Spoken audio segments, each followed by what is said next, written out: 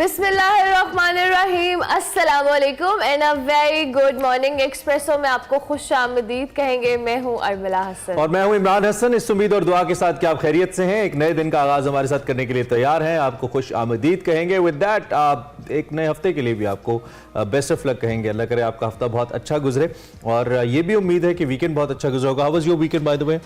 Weekend ठीक था। बहुत सर्दी है लाहौर में ना, मतलब मैं इस्लामाबाद पे गई थी वीकेंड पे और इस्लामाबाद से आके मुझे लगा कि लाहौर में क्या हो गया, मतलब क्यों इतनी सर्दी। इस्लामाबाद में बिल्कुल सर्दी नहीं है। नाजरीन जो लोग वहाँ रहते हैं। आप कितने दिन पहले गई थी वैसे? ये मैं सैटरडे को गई। अच्छा चलें, फिर हम मान लेते हैं वैसे रात को इस्लामाबाद में इट वाज 1 डिग्री सेंटीग्रेड और लाहौर में 5 था। अच्छा, मैं तो हो सकता है फिर इस्लामाबाद की सर्दी थोड़ी कंपैरेटिवली इंपैक्ट कम कर रही हो। एक्चुअली वहाँ पे धूप थी, यहाँ पे सूरज नहीं निकल रहा था, वहाँ पे सूरज निकल रहा था। यहाँ पे तो 10 दिन से मेरे सूरज कल थोड़ा सा नजर आया, अदरवाइज वैसे ओवरऑल इतनी सर्दी है। लेकिन मुल्क भर में जो सर्दी है जनाब, हर कोई ठिठर रहा है, समझ नहीं आ रहा कि क्या हो रहा है, क्योंकि अच्छी खासी सर्दी पड़ी है। इतनी एक्सपेक्टेड, मतलब हर साल पड़ती है, शायद हमें लगता है हर साल बहुत ज्यादा सर्दी पड़ी। बिल्कुल, इतनी सर्दी कल पड़ी कि यूट्यूब भी नहीं चल रहा था, इंस्टाग्राम चलना बंद हो गया, मतलब ट्विटर रुक गया, सब इतनी धुंध पड़ी। बस जितना बता रहा हूँ उतना समझे ना, इतनी सर्दी की वजह से जैम हो गया, इंटरनेट आ ही नहीं रहा था। अच्छा जी, कुछ सर्दी लगी होगी उसने ट्विटर के केबल काट वो एक और किस्म की सर्दी है, वो इसके बारे में आपको अभी मैं नहीं बताऊंगा। अच्छा जी, हद निगाह बहुत कम मोटरवे पे रात को। वैसे मैं अभी खबरों में सुन रहा था कि -10 तक स्कर्दू में पारा गिरा और वो सबसे ज्यादा ठंडा इलाका था। इसके अलावा मुख्तलिफ sections as we tell you बंद थे। कल को 35 परवाजें कल मनसूख हुई मुख्तलिफ औकात के अंदर मुसाफिरों को। ये मैं सिर्फ लाहौर की वजह से बात करूँ, बाकी शहरों के भी हालात बहुत ज्यादा हुआ है। और फिर पहाड़ों पर बर्फबारी, इसके अलावा शुमाली इलाका जात और वादियां भी इस वक्त जिसे कहते हैं ना एक सफेद चादर ओढ़े में। हसीन तो बहुत लग रहे हैं लेकिन ठंड भी बहुत ज्यादा है। दूसरी जानिब अगर आपने कहीं भी कम्यूट करना है तो आपको पहले रूट को देखना पड़ेगा। किसी रिश्तेदार से पूछ लीजिए कि अगर किसी रूट पे जाना है। मैं पहाड़ी इलाकों की बात करूं, बर्फ पड़ गई है। और गवर्नमेंट ने वैसे भी रूट्स या टूरिस्ट के लिए वो SOPs जारी किए हैं कि अगर आप नॉर्दर्न एरियाज में कहीं भी ट्रैवल करने वाले हैं तो आपने उन चीजों को मलूज़े खाते रखना है, क्योंकि इट्स वेरी इंपॉर्टेंट। अनफॉर्चुनेटली इस वेदर के अंदर बर्फ पड़ी होती है और जो टूरिस्ट होते हैं वो जाके बड़ा सफर करते हैं। और अनफॉर्चुनेटली पास्ट ईयर्स में हमने कुछ ऐसे वाकयात भी देखे हैं जब टूरिस्ट को बहुत परेशानी हुई। एग्जैक्टली, और इसी कॉन्टेक्स्ट में जो KP के प्राइमरी स्कूल्स हैं, यहाँ पर छुट्टियां बढ़ गई हैं KPK में और महकमा तालीम का मजीद एक हफ्ता स्कूल्स बंद रखने का फैसला सामने आया है। नहीं हुआ कभी हमारे साथ, बच्चों के लिए अच्छी खबर है। हमारे साथ नहीं हुआ, हमारे यहाँ पेंडेमिक भी नहीं आते थे, इतनी छुट्टियां भी नहीं होती थी। पेंडेमिक तो नहीं आते, हमारा बचपन भी खराब होता है, लेकिन छुट्टियां तो ऐसे हमें वैसे बीइंग किड्स जितना पेंडेमिक को बच्चों ने एंजॉय किया ना, फ्रैंकली स्पीकिंग, और इतना उस वक्त के वजीर तालीम शफकत महमूद की तस्वीरें, उनका बस नहीं चला मोबाइल वॉलपेपर पे लगा के रखे। घर में मैं लिटरली बच्चों को देखती थी, पेंडेमिक के अंदर निकम्मे हो गए मेरे घर के बच्चे, मतलब पढ़ते ही नहीं थे। हद हो गई, ये कौन से बच्चों का काम एंजॉय करना होता है। खैर जी, हमारी बेस्ट विश आपके साथ है। बाकी मैं आपको अजरा मजाक नहीं कह रहा था, कल वाकई शाम को इंटरनेट नहीं चल रहा था। मुख्तलिफ वजूहात सोशल मीडिया पे सामने आ रही थी, लेकिन ये था कि वजूहात बेसिकली ये थी कि शायद कोई किसी पॉलिटिकल पार्टी की कैंपेन थी, ये हमने सुना है, but this is not official. I mean मुझे पता नहीं है, तो आप इसको ऑफिशियल ले लीजिएगा। ये सोशल से आ रही थी मेरे सोशल से आ रही थी काफी देर, इंस्टाग्राम। इनफैक्ट अभी भी सुबह जब पता लगे PTA मेरे साथ सीधा हो जाए कि नहीं ऐसा कुछ नहीं था, दिस इज नॉट ऑफिशियल। ये मुझे वैसे ही मैंने पढ़ा था। और ये अभी भी अगर आप इंटरनेट यूज कर रहे हैं, यूट्यूब वगैरह, तो उसमें डिफिकल्टी आ रही है उसके में। अभी तक प्रॉपर्ली कुछ मुझे तो लगता है रिस्टोर नहीं हुआ, लेकिन कह रहे थे कि जी घंटे बाद उसको रिस्टोर कर दिया गया है, फेसबुक वगैरह चल गया। लेकिन अक्सर ट्रबल आ रही थी बहुत सारे लोगों को। व्हाट्सएप फाइन, व्हाट्सएप बंद हुआ ही नहीं था। इनफैक्ट इंस्टाग्राम, यूट्यूब और फेसबुक वगैरह के मसाइल थे।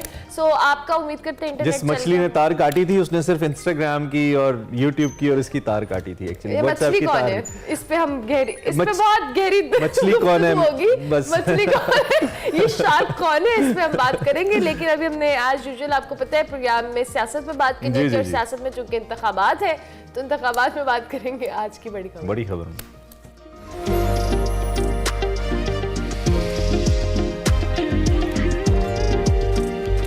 जी, आम इंतखाबात की बात करें तो 1 माह का वक्त रह गया है। अवाम में पीपल्स पार्टी के अलावा कोई जमात हमें एक्टिव नजर नहीं आ रही। यूं लग रहा है कि दांत बजा देने वाली ठंड ने सियासी जमातों के मंशूर और बयानिए को भी ठंडा कर दिया। इलेक्शन से कब जी मुनफरद इंतखाबी माहौल का समय है, मगर सियासत जो है वो की जा रही है। दूसरी जानिब नून लीग ड्राइंग रूम सियासत कर रही है, जबकि इंतखाबी मंशूर की बात की जाए, बयानी की बात की जाए, पंजाब, खैबर पख्तूनख्वा, सिंध में उम्मीदवारों के नाम तक फाइनल नहीं कर सकी। इसकी वजह क्या है जानेंगे, इस पे आज हमने बात करनी है।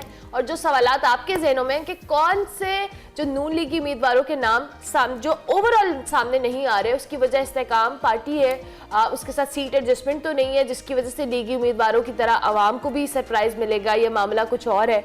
और साथ साथ बिलावल भुट्टो के दौरे लाहौर पर, जिसमें रोजाना लाहौर में वो जलसे कर रहे हैं और नून लीग को खूब आड़े हाथों ले रहे हैं। गुज़िश्ता रोज भी बिलावल भुट्टो ने अपने कारकुनों से खिताब किया है और कहा है कि हम इलेक्शन लड़ने के लिए किसी और की तरह आवाम की तरफ देख रहे हैं। कोई समझता है कि डरा धमकाकर हमें भगा देगा तो उनकी गलत फहमी है, हम उनको उनके घर में घुसकर मारेंगे, ऐसा बिलावल ने कहा। लाहौर किसी बिजनेसमैन का नहीं, ना किसी खिलाड़ी का है। दूसरी जानिब मौलाना फजलुर रहमान मुसलसल इलेक्शन के इल्तवा की बात कर रहे हैं। रात भी उन्होंने एक इंटरव्यू दिया और उन्होंने सपोर्ट किया उस करारदाद को जो कि सेनेट में इंतखाब के इल्तवा के लिए पेश की गई। उन्होंने कहा कि अगर हालात के ठीक करने के लिए इनको थोड़ा मुलतवी कर भी दिया जाए तो कौन सा आसमान गिर पड़ेगा। लॉजिक उन्होंने इंटरेस्टिंग दी। उन्होंने कहा कि मैं 2013 और 18 में जलसे कर रहा था तो एंकर साहब ने कहा कि आप कर रहे थे, तो उन्होंने कहा मैं नहीं कर पा रहा। यही इसी से आप हालात की संगीनी का इदराक करें। बाकी उन्होंने कहा कि अगर इलेक्शन मुसल्लत कर दिया जाता है और इलेक्शन खामखा होता ही है तो फिर डेफिनेटली हम उसमें हिस्सा लेंगे।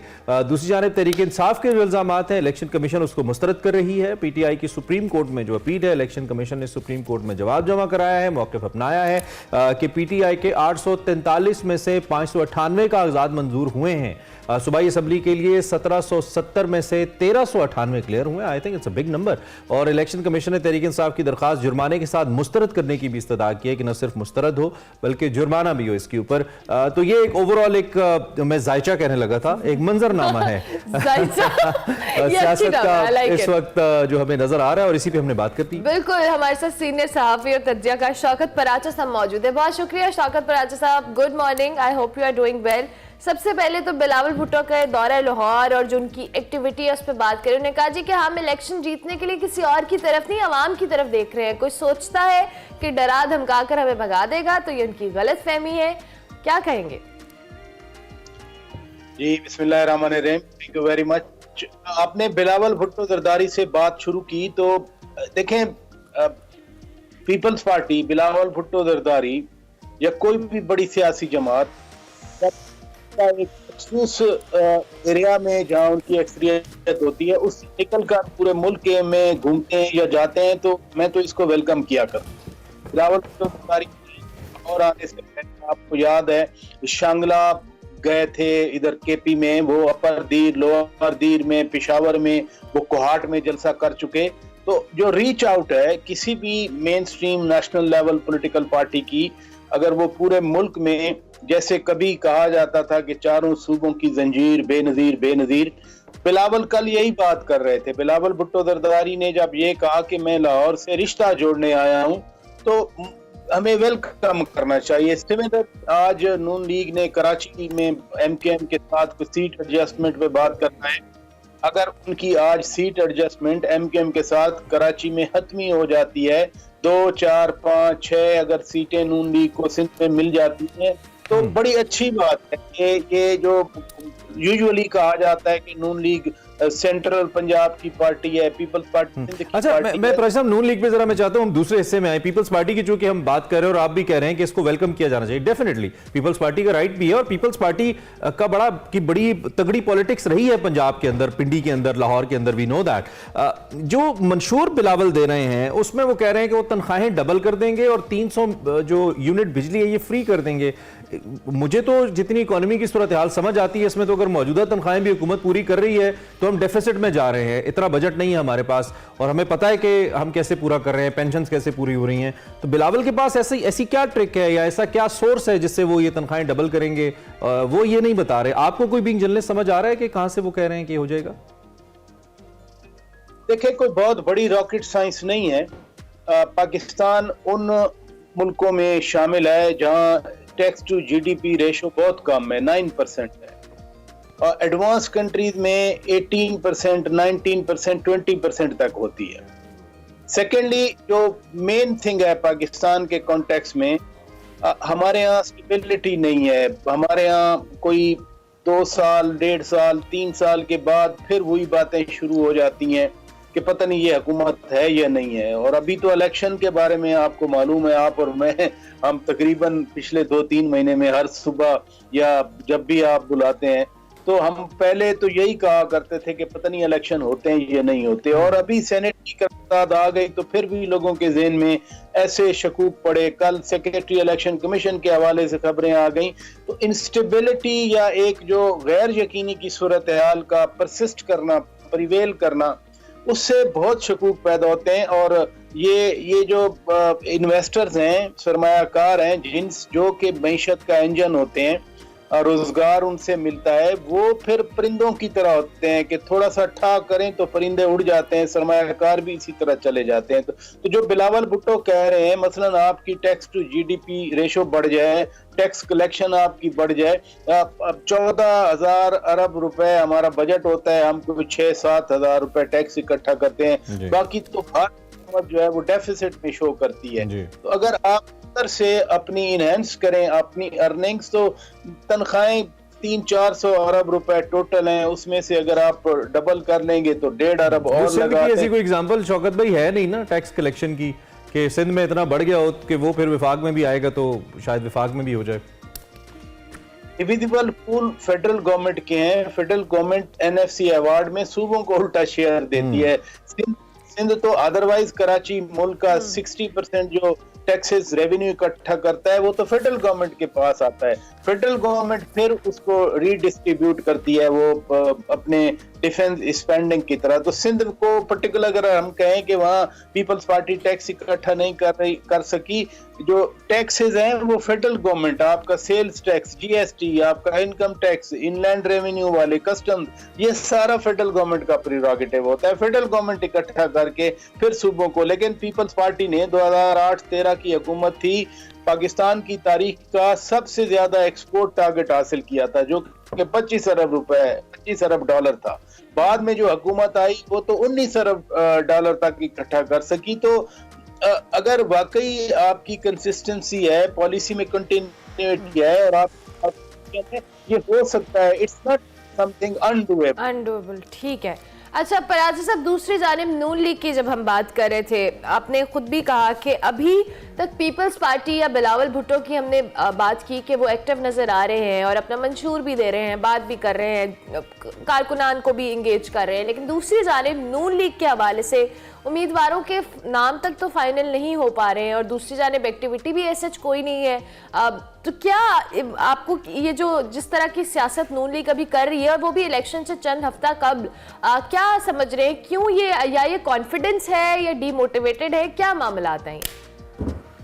एक तो चूंकि हम बहुत वाइब्रेंट मीडिया हैं और पाकिस्तान में मीडिया बहुत ज्यादा है, टोटल जो विद इन नून लीग वाले हल्के आए थे वो तो 2-3 ही थे जिन पर कंट्रोवर्सी रही। मसलन लाहौर का हल्का सरदार अयाज सादिक और शेख रोहेल असगर वाला हल्का के जी पता नहीं अब उसमें से कौन लड़ेगा और इख्तलाफात आ गए।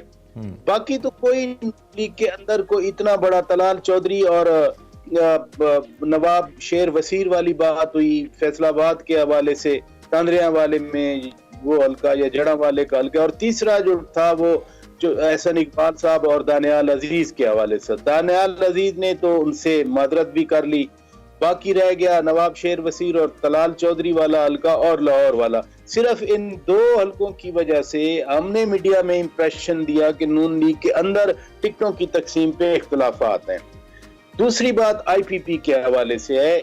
आईपीपी बेसिकली, जो मैं थोड़ा बहुत इंफॉर्मेशन मैंने गैदर की, आईपीपी वाले कह रहे हैं कि 15 से 20 सीटें हमें दें कौमी असेंबली की। अब नून लीग ये है कि आप 8, 9 या 7 या 6 बस इतने तक सीटें रख लें। अब आईपीपी को बाकायदा ये भी बावर करवा रही है कि जब नो कॉन्फिडेंस हो रहा था, मियां शहबाज शरीफ वजीर आजम बनना चाह रहे थे या उससे पहले शहबाज शरीफ वजीर आला बनने की उस ख्वाहिश में थे, तो आईपीपी के जिन्होंने सपोर्ट किया। और अब जबकि इलेक्शन के लिए हम जा रहे हैं तो आप हमें उतनी तो सीटें दें जितने लोगों ने आपके लिए कंट्रीब्यूट किया। ये आईपीपी वालों से मुराद आपकी जागीर तरीन और अलीम खान वगैरह हैं, आईपीपी वाले?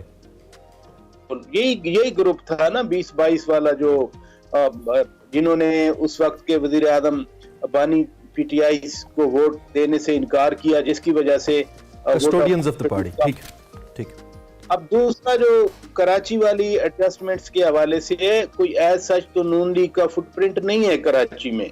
वो एमकेएम के साथ एडजस्टमेंट होनी है कि 2-4 हजार वहां पर जो सेटलर्स के वोट हैं जो पंजाब से गए हुए हैं, वो अगर नून लीग के हैं वो एमकेएम को कहीं ना कहीं सपोर्ट कर दें और MKM in return in lieu of that वो नून लीग को सपोर्ट कर दे। इस सिनेरियो में अगर मैं समझता हूँ 4-5-3 सीटें निकाल ले नून लीग कराची से तो बड़ी बात होगी, क्योंकि आपने देखा पिछली बार 14 सीटें पीटीआई ने निकाली थी। अब तो खैर वहां उनके पास कोई बंदा नहीं रह गया कि जो वो लड़े और जीत जाए, तो जो वो वोट है वहां पर वोटर जो ना पीपल पार्टी को वोट देना चाह रहा है, ना जमात इस्लामी को, ना पीटीआई को और ना एमके को, तो उसको राजा साहब आप कह रहे हैं कि नून लीग में टिकट्स की तकसीम पे सिर्फ ये 2 सीट्स हैं जिन पे कॉन्फ्लिक्ट है और सीट एडजस्टमेंट पे भी कोई कॉन्फ्लिक्ट ऐसा सच नहीं है, आप ये कह रहे हैं? मैंने गुजारिश की कि आईपीपी वाले ज्यादा सीटें मांग रहे हैं और नून लीग कम सीटें देना चाह रही है। बाकी जो अपने इंटरनल पार्टी में जो हमने एक हवा बनाया, मैं आपको तीनों एग्जांपल दे दी, इसके अलावा कोई चीज है तो वो मुझे बताएं, वो तो कभी सरफेस पे नहीं आई, बाकी तो बिल्कुल स्मूथ। आईपीपी के साथ उनका डायलॉग चल रहा है, इसी तरह काफ लीग के साथ ऑलमोस्ट उनका हो चुका है, तो ये कोई इतनी बड़ी बात नहीं है। हाँ, जो ग्राउंड वर्क कॉन्फ्लिक्ट तो खैर काफ लीग के साथ और आईपीपी के साथ अगर मिल मिला के, जैसे आप भी कह रहे हैं, अगर ये 16+7 भी हो तो 23 सीटें हैं, ये बहुत बड़ा नंबर है। ये उतनी सीटें हैं जितनी 2013 के इंतखाब में टोटल तकरीबन पीटीआई को मिली थी, तो ये नंबर तो बड़ा है। हम इस इख्तलाफ को छोटा इसलिए भी नहीं कह सकते। एक जानिब तो वो आपने खुद कहा मुनहरिफ लोग जो हैं वो हैं, और दूसरी जानिब उन्हीं हलकों में पुराने वर्कर्स हैं नून लीग के जिन्होंने पार्टी के लिए कुर्बानियां दी हुई हैं, तो पार्टी के लिए ट्रबल तो बहरहाल है कि इनकी माने या उनकी माने।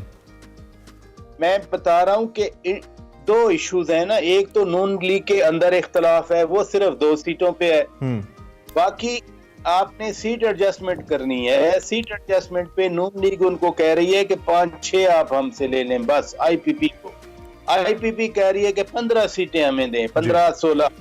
इस पे उनकी बातचीत आगे चल रही है, और अगर फर्ज किया 8-10 तक कॉम्प्रोमाइज हो जाती है तो which is not very big number.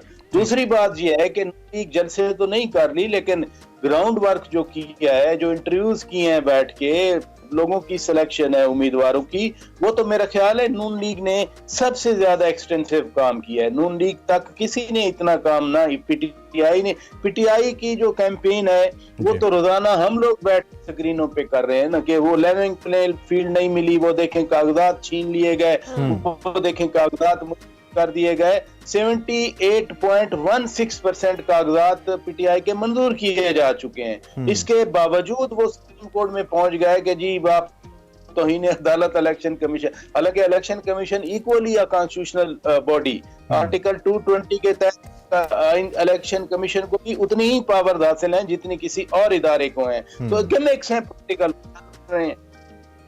ठीक है भाई साहब, थैंक यू वेरी मच। आप हमारे साथ मौजूद ने इस अहम मौजू पर और पॉलिटिकल सिचुएशन के ऊपर अपना तजज़िया हमारे सामने रखा। शौकत पराचा सीनियर सहाफ़ी इज़हार ख्याल करे थे इस वक्त जो सूरत हाल है उसके मुताबिक इलेक्शन कमीशन ने जवाब बहरहाल अदालत में जमा कराया है कि ऑलमोस्ट 70-80% बन जाता है कि इन उम्मीदवारों के जो कागजात हैं तहरीक इंसाफ के वो मंजूर कर लिए गए हैं, और जो तहरीक इंसाफ की इस्तदात थी सुप्रीम कोर्ट में कि हमें रोका जा रहा है, हमारे कागजात तस्लीम नहीं किए जा रहे, उस दरख्वास्त को जुर्माने के साथ मुस्तरद किया जाए। ब्रेक लेते हैं, ब्रेक के बाद वापस आते हैं।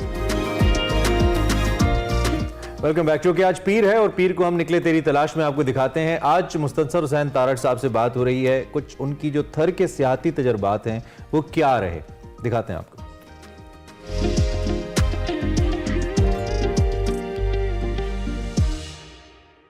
अस्सलाम वालेकुम नाज़रीन, मैं वकार अहमद और आप देख रहे हैं निकले तेरी तलाश में। सुबह है, सर्दी है और खूबसूरत सुबह जो है इस वक्त मॉडल टाउन पार्क में भी उतरी हुई है। मुस्तनसर हुसैन तारड़ साहब आपको मालूम है कि मॉर्निंग वॉक के लिए वहाँ जाते हैं और हम एक सवाल उनसे वहाँ पे करते हैं। और आज का जो हमारा सवाल है वो ये है कि तारड़ साहब एक तो बहुत शुक्रिया, दूसरा ये कि हमारा सवाल थर के हवाले से है। थर जो है आप वहाँ गए और उनके जो तजुर्बात हैं वो आपने अपनी किताब में लिखे। थर के हवाले से बहुत ही मस्बत तजुर्बात जो थे वो आपको रहे। बिल्कुल इस तरह जब हमने प्रोग्राम किया 30 एपिसोड्स के एक्सप्रेसो में, तो हमारे जो एक्सपीरियंसेस थे या मेरे पर्सनली जो एक्सपीरियंसेस थे उन्होंने बहुत सारे सवालात को जन्म लिया। और जो सबसे बड़ा सवाल ये है कि जो मजहबी रवादारी है उसकी कोई मिसाल पाकिस्तान में तो क्या, मतलब बैनुल अक़वामी सतह भी शायद हमें मुश्किल से मिले, जो थर में मजहबी रवादारी है। क्या खूबसूरत लोग हैं, क्या खूबसूरत कल्चर है और किस तरीके से रहते हैं। तो मेरा सवाल आपसे ये है कि पाकिस्तान में जो पॉजिटिविटी है और उसकी बहुत सारी मिसालें हैं, तो उनको हम प्रोजेक्ट क्यों नहीं करते, उनको हम दुनिया को क्यों नहीं बताते कि इसी मुल्क में थर है। दुनिया को तो चले ना बताएं, मतलब बाकी पाकिस्तान को बता दें ताकि बाकी पाकिस्तान में ऐसा हो जाए। तो हम क्यों प्रोजेक्ट नहीं करते अपनी इन मस्बत जो चीज़ें हैं उनको।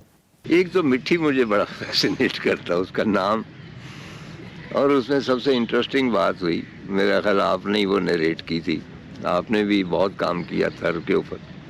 जो गोशे किसी ने नहीं देखे थे वहाँ तक पहुँचे, उन मंदिरों तक गए कि वहाँ पे दुकानें हैं और वहाँ पे उनकी मूर्तियाँ मिलती हैं, मुख्तलिफ जो हिंदू देवी देवता हैं, तो उनके मालिक ज़्यादातर मुसलमान, और वो उनकी उसी तरह ही ताज़ीम करते हैं जिस तरह हिंदू करते हैं। अच्छा, ये बहुत खूबसूरत बात। अच्छा, थर में मैं 5-6 तो मेरा ख्याल रहा, उसकी बहुत सारी यादें हैं।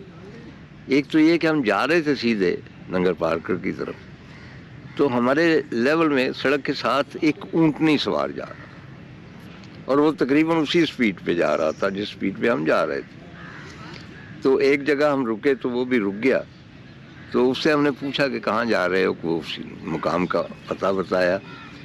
लेकिन खुला ये कि सड़क तो अब एक मॉडर्न है ना, एक ज़रिया ट्रांसपोर्ट है। पुराने ज़मानों में यही रास्ता था जो नंगर पार्कर वगैरह की तरफ जाता था, और उनको आदत है जो ऊँट वाले हैं कि वो सड़क से ज़रा इधर उसी रास्ते पे चलते हैं। जिस तरह जीटी रोड उसी रास्ते पे चली, जिस तरह सिल्क रोड जो है वो सी पैक में वो कहते हैं कि उसी। तो बेसिकली वो रास्ते सारे जो होते हैं ना, वो हज़ारों साल पुराने, और वो ट्रायल एंड एरर के तौर पे जो मुसाफिर हैं वो जानते हैं कि ये रास्ता सबसे मुनासिब है। तो बाकी भी जब मॉडर्निज्म आई तो रास्ते उन्हीं रास्तों के लेवल में अपनी शराय कराकरम जो है, इसमें भी पहले था खच्चर, उधर से जाते थे, वहाँ पे वो तो थर का एक तो ये मुझे खूबसूरत लगी। बाकी वहाँ पे जो झाड़ियाँ हैं, बाकी चीज़ें हैं, और याद रहे कि थर मेरा ख्याल है इंक्लूडिंग द इंडियन थर, ये पूरा एक सिलसिला है डेजर्ट का, ये शायद दुनिया में वाहिद सहरा है जो आबाद है, बाकी डेसोलेशन है। मतलब नाम ही उनके हैं तकला मकान, रेत का शहर, या वो रुबुल खाली कि बिल्कुल खाली है। थर वाहिद डेजर्ट है जो आबाद है, जहाँ पे वो लोग रहते हैं, और बड़े सिंपल लोग रहते हैं, और वो जो गोपे कहते हैं या वटएवर, और वो बड़े कंफर्टेबल होते हैं अंदर से अगर आप जाएं, और उस क्लाइमेट के लिए बड़ा सूट करते हैं। बार मैं मुख्तसर करता हूँ बात को। जब नंगर पार्क में मेरी सबसे बड़ी जो थी, एक तो ये थी कि सुबह सवेरे मैं उठा हूँ तो वहाँ पे 3 रिलीजन्स हैं, हिंदुइज़्म है, जैनिज़्म है, और माशाल्लाह मुसलमान भी है। तो जैन मंदिरों की भी वाज़े तौर पे बहुत सारे लोगों को जैन का और हिंदू का वो एक ही समझते हैं, हालांकि ये टोटली रॉन्ग है। मसलन Lahore for about 500 years it was a Jain city, totally. वो जैन मंदिर जो है वो उन्हीं ज़मानों का है। इस तरह भावड़ा जो है, जहाँ भी लफ्ज़ भावड़ा आएगा वो जैन होंगे। यहाँ भावड़ा स्टॉप जो है वो ये जैन के हवाले से, जिस तरह इचरा एक देवी थी तो उसके नाम पे है इचरा। चुनाचे ये जो थी, मैं सुबह उठा हूँ तो पहले से कोई घंटियाँ बजने लगी किसी जैन मंदिर, फिर किसी कोई और टेंपल था, हिंदू टेंपल था, वहाँ से आवाज़ें आ रही थी। हम वहाँ पे गए भी बाद में, बड़ा मजमा था, बड़े खूबसूरत लिबास पहन के, और वो ख़वातीन वहाँ पे आई हुई थी पूजा करने के लिए। तो वहाँ से भजनों की आवाज़ आ रही, सुबह की जो फजर की अज़ान उसकी आवाज़ सुनाई। तो ये सारे जिसने थी पुकार, ये सबसे बड़ा जो तख्लीक कार है, उसके सामने पेश होने के सारे वसीले थे। तो मुझे बहुत अरसे के बाद, जब प्री पार्टीशन की मैं बात करता हूँ तो शायद उन दिनों लेकिन पाकिस्तान में शायद पहली मर्तबा मुझे एहसास हुआ कि इस खित्ते में इंसानियत जो है वो मुकम्मल है। क्योंकि इंसान तरह तरह के होते हैं, उनके अकीदे मुख्तलिफ होते हैं। जब एक ही अकीदा अगर हो तो उसमें एक मोनोटनी होती है, उसमें फनेटिसिज्म भी आ जाती है, और भी बहुत सारे सिलसिले होते हैं। चुनांचे नगर पार्कर में जिस तरह वो रहते हैं आपस में, मतलब उनका जो हुस्न सलूक कह लें, वो मिसाली है। अच्छा, क्रोंजर जो है चट्टाने, उनका थोड़ा सा तज़किरा मैं कर दूं। It's a very strange phenomena, मतलब टोटली डेजर्ट में वो चट्टाने हैं और बड़े खूबसूरत उनके हैं पैटर्न्स।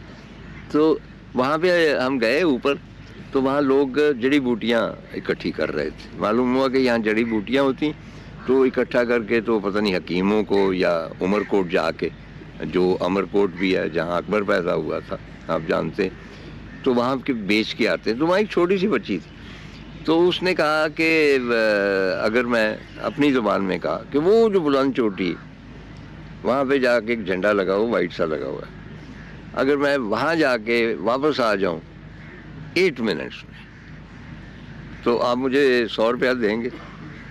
हम जितने लोग थे, हमारा तजर्बा था माउंटेन्स का, तो हमने हिसाब लगाया कि जितने बड़े बड़े पत्थर हैं, जितनी ऊंचाई है, ये कम से कम को पौन घंटा या 1 घंटा लग सकता है आने जाने में। तो ये कहती 8 मिनट में। तो हमने कहा देंगे। हमारे सामने वो बच्ची जिस तरह बंदरियों की तरह कूद रही थी चट्टानों के ऊपर नीचे, और फाइनली शी वाज देयर, हाथ ला रही है, और वापसी पर इसी तरह विद इन 8 मिनट्स वो वापस आ गई। And at that time I thought कि हमारे यहाँ ये जो बड़ा टिपिकल कि पाकिस्तान में टैलेंट की कोई कमी नहीं। भाई दुनिया में कहीं भी टैलेंट की कमी नहीं, जहाँ इंसान है वहाँ टैलेंट होगी। असल मसला तो ये है कि आप उस टैलेंट को मतलब कि एक्सप्लॉइट कर रहे हैं, उसको आगे लाएं। तो आई फेल्ट कि ये जो जिस तरह बकीला जो था, जो जिसने रोम मैराथन जीती थी, वो रोज़ाना 20 किलोमीटर भाग के जाता था, 20 किलोमीटर भाग के वापस आता था अपने गांव। पैलेस में काम करता था एज ए गार्ड। तो उसके किसी ने पूछा कि आज तुम देर से आए हो, कहने लगा कि वो रास्ते में एक नदी आ गई, तो उसने कहा तुम पैदल आते हो? उन्होंने कहा मैं भाग के आता हूँ। कहता तुम 40 किलोमीटर रोज़ भागते। उसने वहाँ से उसे उठाया, थोड़ी सी ट्रेनिंग दी, रोम ओलंपिक्स में भेज दी। और आई स्टिल रिमेंबर कि वो सीन कि रोम का जो स्टेडियम है, उसमें जो 500-600 हैं वो करने वाले, मैराथन में हिस्से लेने वाले, वो कहीं पीछे रह गए हैं। और बकीला जो है, मेरा ख्याल यही नाम था उसका, वो एंटर होता है और उसके साथ कोई, और स्टेडियम के 2 चक्कर लगा, स्टैंडिंग ओवेशन होती है, क्योंकि अभी तक कोई दाखिल नहीं हुआ। कहने का मतलब ये है कि ये बच्ची भी उस नौइयत की तरह हो सकती। आप उसको अगर किसी भी इवेंट के लिए तैयार करते हैं, तो वो भी एक मतलब कि आपके लिए मुकाबले जीत सकती है international. Welcome back to Expresso. नाजरीनो हाजरीन, बहुत सर्दी है और मुल्क भर में बहुत सर्दी है, दांत बजा देने वाली सर्दी है। रावलपिंडी, इस्लामाबाद, मुल्क भर में आपको हम बताएं सर्दी मजीद बढ़ गई है। कई इलाकों में तो धुंध का भी राज है, जबकि बलूचिस्तान में बारिश और बर्फबारी का इम्कान भी जाहिर किया गया है।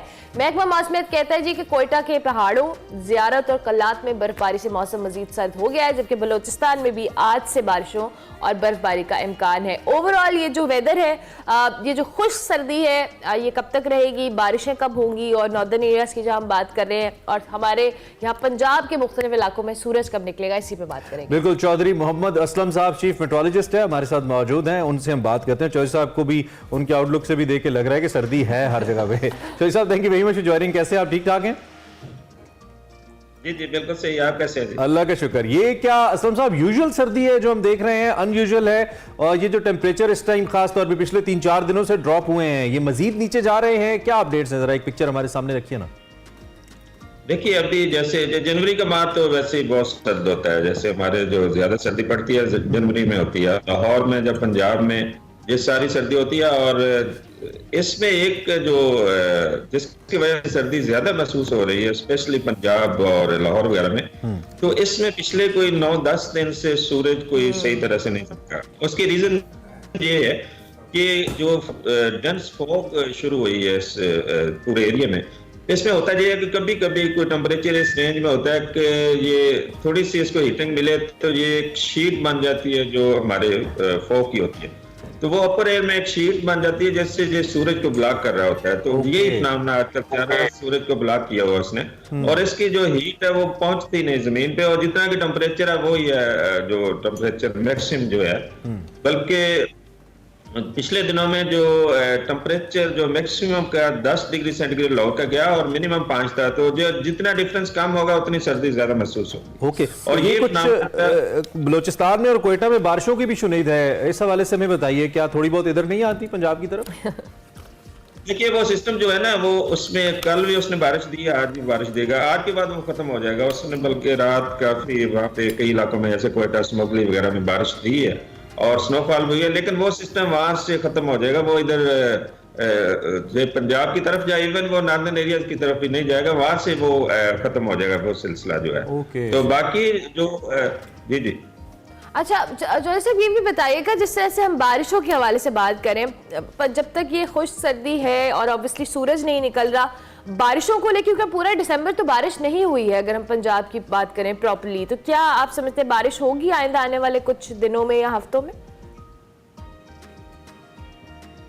देखिए अभी आने वाले कोई कम से कम एक वीक में तो जो बारिश की फोरकास्ट है वो नहीं है जो इस, लेकिन ये सर्दी का जो एक सिस्टम होता है, जो विंड जो नॉर्थ वेस्ट चलना शुरू हो जाती है, वो काफी यकवस्ता हवाएं होती है, इधर रशियन से आती है, साइबेरिया वगैरह से, तो वो अभी पैटर्न सेट हुआ है, तो अभी आने वाले कम से कम एक वीक में तो बारिश का इम्कान नहीं है, तो ये इस तरह सर्दी का सिस्टम अभी चलेगा आने वाले दिनों में। ठीक है, सर्दी चूंकि सर्दी ने जिसे कहते हैं कि अपनी पेस थोड़ा लेट पकड़ी है इस दफा, मुझे ऐसा लगा। दिसंबर में तो बारिशें तो खैर बिल्कुल ही नहीं हुई, लेकिन ठंड भी उतनी कोई सिग्निफिकेंट नहीं रही, तो क्या फिर ये इतना प्रोलॉन्ग भी करेगी, या आपको लगता है कि बस ये जनवरी के महीने में अपना सर्टेन टाइम लगा के सर्दी खत्म हो जाएगी, मुख्तसर होगा सर्दी का टेरियो? देखिए जी देखिए इसमें जो है कि फरवरी तक जो है महकमा मौसमियात के फोरकास्ट है, तो वहां पर सर्दी चलेगी, लेकिन जो ज्यादा सर्दी जो है जो जनवरी में ही होगी, और फिर बारिशें भी शुरू होगी, क्योंकि जनवरी के आखिरी वीक में कोई बारिशें एक्सपेक्टेड है, उसके बाद फरवरी में भी बारिशें एक्सपेक्टेड है, तो ये सिलसिला जनवरी तक ज्यादा सर्दी का है। ठीक है, तो जो लोग अपना ट्रैवल प्लान कर रहे हैं, खासतौर पे मरी गलियात की तरफ या नॉर्दर्न एरियाज की तरफ, मालम जब्बा वगैरह में भी सुना है कोई इस दफा इतनी सिग्निफिकेंट स्नोफॉल नहीं है, उनको जरा कोई टिप दें ना, हमारे पास लास्ट मिनट है, वो कैसे अपना ट्रिप प्लान करें, कब उनको अच्छा मौसम मिल सकता है?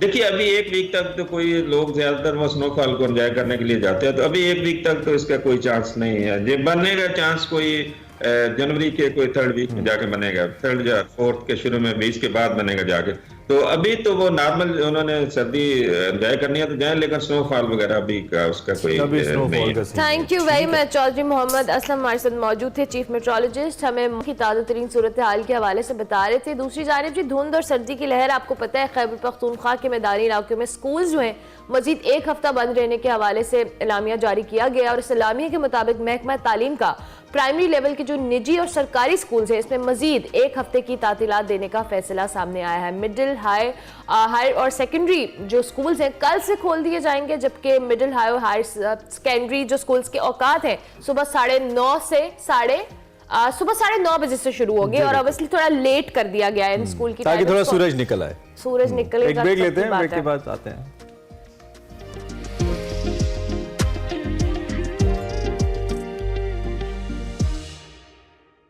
हेलो अस्सलाम वालेकुम, आपको over a cup of coffee में खुशामदीद कहती हूँ, और आज मैं एक्साइटेड हूँ आपकी मुलाकात करवाने के लिए अपनी एक ख़ास मेहमान से, जिनका नाम है आफिया चौधरी।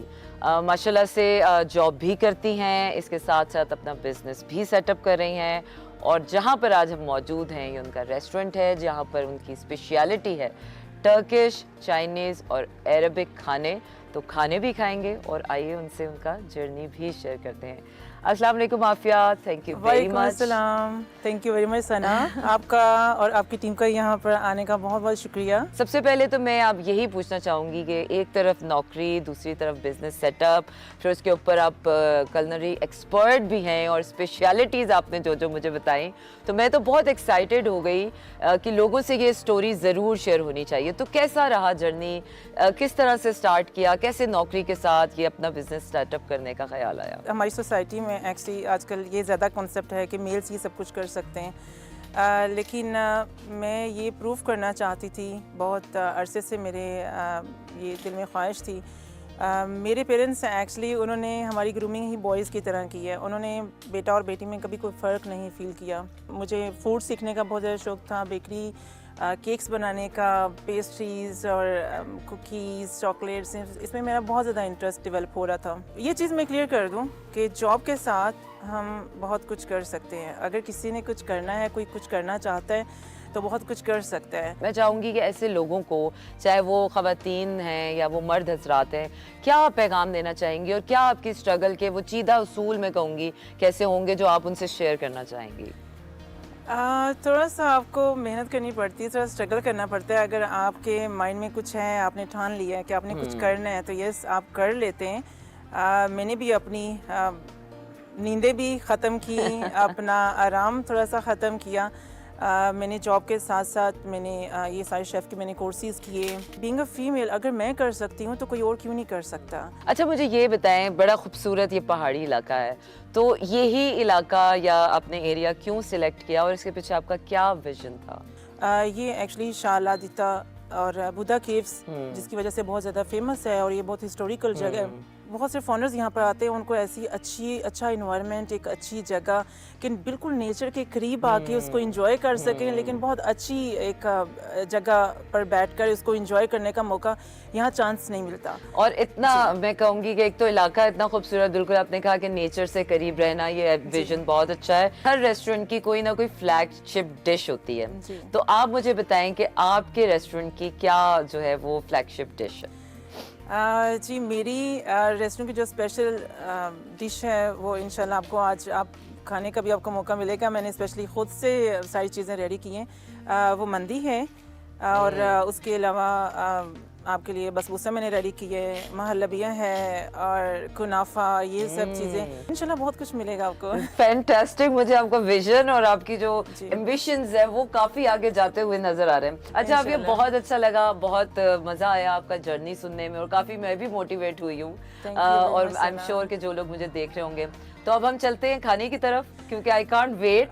जो बातें आपने बताई हैं मैं देखना भी चाहूंगी आप किस तरह पकाती हैं और definitely I want to taste it. तो आपने रहना है हमारे साथ और मैंने आपको टेस्ट करके बताना है कि आफिया के हाथ का जायका कैसा है।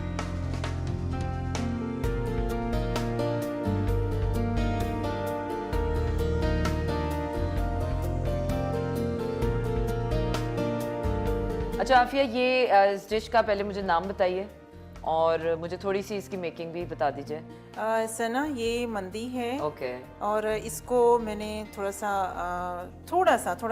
पाकिस्तानी स्टाइल में किया, क्योंकि आपको पता है हमारे पाकिस्तानी थोड़ा सा स्पाइसी खाना पसंद करते हैं। मेरी कोशिश ये होती है कि हम ख्याल करते हुए और अपने देसी जितने भी इंग्रेडिएंट्स हैं उनको यूज़ करें। सही।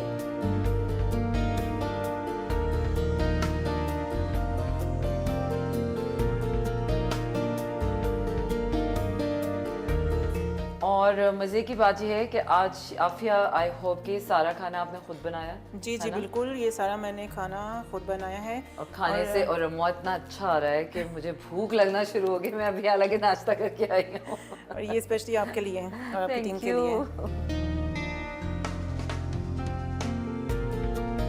और ये हमारा मंदी प्लेटर हो गया तैयार।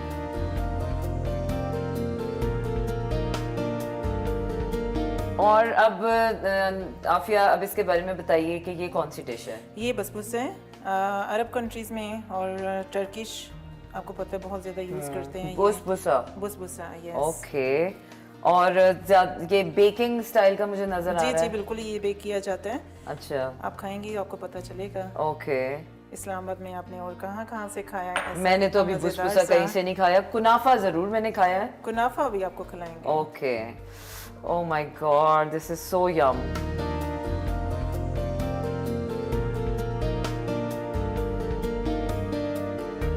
जी, तो ये है मेरी फाइनल बसबुसा। Okay, fantastic. तो अभी हम ट्राई करने वाले हैं मंदी, बुसबुसा और आफिया का दस्तरखान। देखते हैं कि आज हम आफिया के दस्तरखान पे हमें और क्या क्या मिला।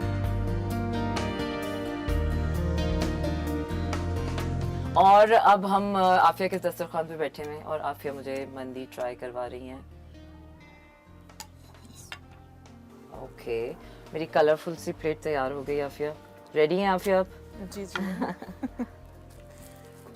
अच्छा, ये सॉस है, ये सॉस भी आप ट्राई करें। ये टोमेटो सॉस है, या स्पेशल टोमेटो। बहुत मज़ेदार फ्लेवर है। और जैसे आफिया ने कहा, थोड़ा सा आफिया ने इसमें मंदी को पाकिस्तानी टच दिया है।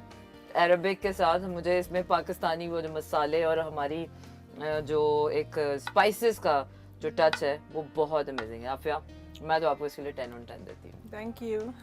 और अब बारी आई है मीठे की और आफिया ने मुझे सबसे बड़ा स्लाइस निकाल के दिया है। ओह माय गॉड, और इसको कहते हैं बुसबुसा। जी, बसबुसा। और मैं ट्राई करने लगी हूँ बुसबुसा। और I have a sweet tooth. अच्छा, अगर आप मीठे के शौकीन हैं ना, तो मेरे ख्याल से इससे अच्छा मीठा और रज के मीठा आपको नहीं मिल सकता। Very tasty. अच्छा, मैं एक्सपेक्ट नहीं कर रही थी इस तरह से। रियली? ये तो बहुत सॉफ्ट और ऐसे मिठाई और केक समथिंग उसके बिटवीन वाली कोई चीज लग रही है। हाँ बिल्कुल। मेरा ये एक्चुअली स्पेशलिटी है मेरे रेस्टोरेंट की। अच्छा, मंदी के साथ ये और कुनाफा। तो आप जब भी आफिया के पास खाना खाने आए तो आपने ये बुसबुसा जरूर ट्राई करना है। मंदी को 10 on 10, बुसबुसा को भी 10 on 10। Thank you. लेकिन अभी हमारा जर्नी खत्म नहीं हुआ, क्योंकि आफिया जो है वो मॉकटेल स्पेशलिस्ट भी हैं और आफिया ने अब हमें जो है वो मिंट और स्ट्रॉबेरी मॉकटेल भी बनाकर पिलाना है। तो आइए चलते हैं वहाँ पर। जी प्लीज। और अब हम शेफ काउंटर पे आ चुके हैं जहाँ पर आफिया हमारे लिए मॉकटेल बना रही है। आफिया, जी जी, और स्ट्रॉबेरी क्या मॉकटेल है? बना रही हूँ। क्या? स्ट्रॉबेरी मॉकटेल बना रही हूँ आपके लिए। ओके। और आफिया की खास बात यह है कि जब आप इनके रेस्टोरेंट में आएंगे तो ये अपने हाथों से आपको खाना खिला के और मॉकटेल जो है वो सर्व करती हैं और मेरे ख्याल से ये बहुत बड़ी बात होती है। और आफिया के रेस्टोरेंट में आके ना मुझे रेस्टोरेंट वाली फील ही नहीं आ रही Afia. It feels like a home. और साथ साथ हमें इंग्रेडिएंट्स भी बताती रहें कि लोगों ने अगर खुद भी ट्राई करना हो तो आई थिंक ये मुझे लग रहा है कि खुद भी ट्राई किया जा सकता है। जी जी बिल्कुल, खुद भी ट्राई किया जा सकता है। इसमें मैंने आइस डाली है, अभी लेमन डाले हैं, फिर मिंट लीफ अभी जाएंगे। ओके, इसको थोड़ा सा आप क्रश करके ताकि इसका अरोमा आपको। ओके, अच्छा, थोड़ा सा मिंट फ्लेवर यस।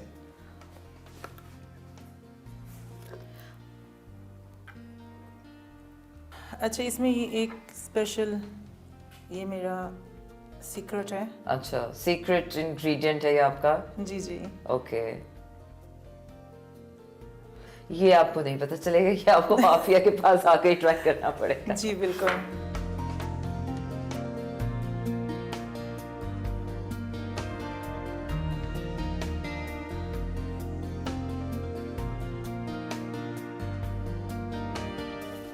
वाओ, मिनटों में तैयार हो गया ये मॉकटेल और इसको घर में भी ट्राई किया जा सकता है। मुझे ऐसा लग रहा है कि अगर आपने इसको ट्राई करना हो तो I think easily available ingredients हैं, काफ़ी फ्रेश इंग्रेडिएंट्स हैं and I can try. Yes.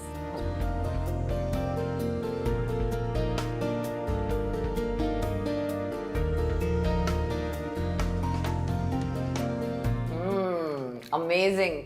Strawberry, you were right कि बगैर स्ट्रॉबेरी के थोड़ा सा वो मिंट तुर्श होता। जी जी। अगर आप यहाँ आफिया के रेस्टोरेंट आए तो please try this mocktail. This is amazing Afia. तो देखते देखते कुछ जादू सा कर दिया आपने। बहुत डिफरेंट टेस्ट है इसका। I have never tried this kind of mocktail.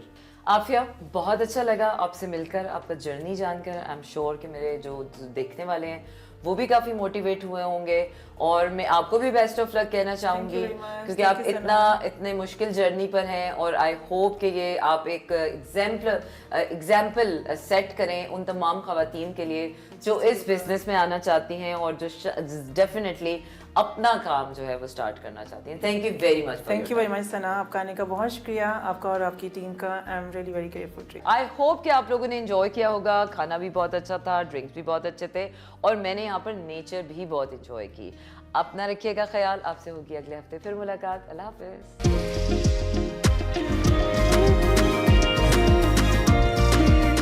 हाँ, प्रोग्राम में आगे बढ़े हैं और आपको बताएं इस आह से क्रिकेट का अंदाजा हो जाना चाहिए आपको कि हम क्रिकेट की बात करने वाले हैं। असल में जब हम ऑन एयर आ रहे होते हैं उससे पहले भी तो हमारे एनालिसिस चल रहे होते हैं ना, तो ये उसकी कंटिन्यूटी होती है।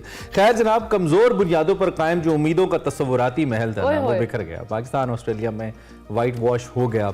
गर्ज वही हुआ जिसका डर था। कुछ सरप्राइजिंग नहीं था। सिडनी टेस्ट भी हम बुरी तरह से हारे और क्लीन स्वीप हो गया। पाकिस्तान क्रिकेट टीम के दौरे ऑस्ट्रेलिया से कबल ये पेशगोई थी कि टीम मजबूत नहीं है, लेकिन इतना बुरा खेलेगी टीम। लोग हफीज साहब तो कहते हैं जी अच्छी क्रिकेट खेली हमने, कुछ 2-4 प्लेयर्स ने अच्छी क्रिकेट ओकेजनली जरूर खेली, लेकिन as a unit as a team हम कैसा खेले, मेरे ख्याल में ये हमें ओवरऑल स्टैट्स देख के अंदाजा हो जाता है और हो जाना चाहिए। ये मुसलसल 17वां टेस्ट मैच है जो कि टीम हारी है। पाकिस्तान के लिए एक लम्हा फिक्रिया है। We been world number 1, we still world number 1। I mean दूसरे फॉर्मेट्स के अंदर और टेस्ट क्रिकेट के अंदर भी वी बीन वर्ल्ड नंबर 1 और ये कोई ज्यादा पुरानी बात भी नहीं है। हम क्यों इतने बुरे तरीके से हारे? हम कम से कम एक कॉम्पिटिशन भी बिल्ड नहीं कर पाए।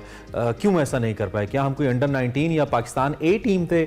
क्या हमारे जो टॉप नॉच बैटर्स थे, क्या उनका एक्सपीरियंस नहीं था इन बॉलर्स के खिलाफ, पैट कमिंस और दीगर बॉलर्स के खिलाफ कि वो अच्छा परफॉर्म करते? बहुत सारे सवालात हैं, तो इस पर हमने बात करनी है। विद दैट अब टी20 टीम जो है वो ऑकलैंड पहुंची है और ताज़ा तरीन खबर ये कि टीम हमारी ऑकलैंड पहुंच गई है। तो अब हम न्यूजीलैंड के खिलाफ टी20 खेलने जा रहे हैं, तो अब उम्मीदें टेस्ट से शिफ्ट करके टी20 पे लेके आते हैं कि हम वहाँ पे अच्छा परफॉर्म करें। इस पे भी बात करें। सैयद मोहम्मद अवैस हमारे साथ मौजूद है। अवैस, आपको खुश आमदीद कहेंगे, थैंक यू वेरी मच। पहले तो हम पाकिस्तान को ऑस्ट्रेलिया में शिकस्त यानी वाइट वॉश के हवाले से बात करेंगे। दो कि हम टेस्ट मैचेस में रेगुलरली बात करते रहे हैं कि कहाँ टीम ने स्ट्रगल किया, लेकिन मोहम्मद हफीज़ कहते हैं जी कि हमने टीम ने अहम मौक़ों से फ़ायदा नहीं उठाया। क्रिकेट हमने अच्छी खेली, लेकिन अनफॉर्चुनेटली पाकिस्तान कुछ चांसेस को मिस कर गया, चाहे उसमें कैच ड्रॉप हो या दीगर चीज़ें हों। सो ओवरऑल क्या आप समझते हैं इस शिकस्त को लेके, और क्या मोहम्मद हफीज़ साहब के कंसर्न्स ठीक है? देखिए, मोहम्मद हफीज़ की अगर बात करें तो आपको पता है कि इस वक्त डायरेक्टर भी उनके पास हैं, एक सेंस में हेड कोच भी पाकिस्तान टीम के वही हैं और जो स्टेटमेंट्स उनकी तरफ से आती भी आई हैं तो आपको पता है वो बड़ी अजीब सी थी। लोगों ने उन पर तनकीद भी की, चाहे अपना अभी टी20 की मैं बात आपसे ऑफेयर भी कर रहा था कि ओपनिंग डिपार्टमेंट को चेंज करने की बात करें जो कि आपका सेटल पे रहा है। मुझे नहीं पता कौन से वो क्यों एक्सपेरिमेंट्स करने जा रहे, लेकिन one of the best point obviously Pakistan को सर्व किया, उनको बेहतर पता है कि वो क्या करें क्योंकि वहां पर वो मौजूद थे। लेकिन अगर आप ओवरऑल सिनेरियो की बात करें तो आई गेस ये one of the best chances था पाकिस्तान टीम के पास कि आप एक हिस्ट्री वहां पर बनाते। लिटरली आपकी टीम अच्छी थी इस दफा। मुझे पता है इंजरीज के मामला भी हुए हैं, लेकिन उसके अलावा आप स्पिन बॉलिंग यूनिट की बात करें, स्पिन बॉलिंग के अंदर भी आपके प्लेयर्स इंजर्ड थे। पेस बैटिंग की बात करें, आपके प्लेयर्स इंजर्ड रहे, लेकिन एक बड़ा अच्छी सूरत हाल थी जहां पर आपकी जो टीम है वो अच्छा परफॉर्म कर सकती थी।